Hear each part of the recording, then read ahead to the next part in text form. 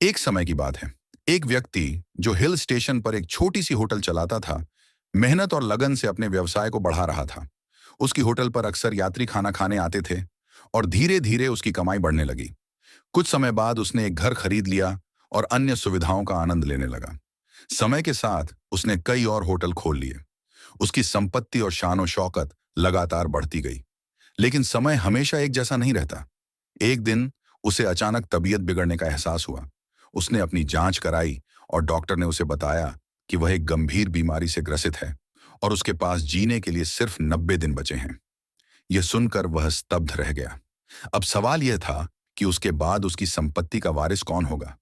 उसने सोचा कि किसी योग्य व्यक्ति को अपनी होटलों की जिम्मेदारी सौंपनी चाहिए, लेकिन यह तय करना इतना आसान नहीं था।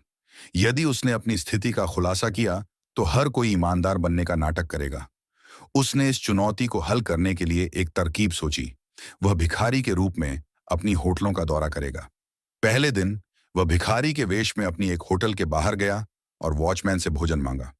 वॉचमैन ने गुस्से में उसे फटकारा और भगा दिया।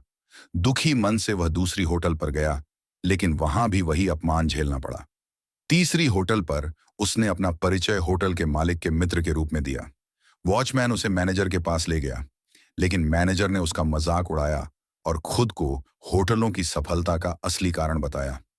उसने यह भी कहा कि होटल के मालिक के मरने के बाद वह खुद इस होटल का मालिक बन जाएगा। यह सुनकर मालिक का दिल टूट गया। फिर उसने सोचा कि वह अपनी सबसे पहली हिल स्टेशन वाली होटल पर जाएगा, जिसे उसने शुरुआत में खोला था। भिखारी के वेश में उसने वॉचमैन से भोजन मांगा। वॉचमैन ने विनम्रता से कहा कि वह मैनेजर से अनुमति लेकर आएगा। मैनेजर ने उसे कुछ देर इंतजार करने को कहा, लेकिन बाद में आदरपूर्वक उसे होटल के अंदर ले गया।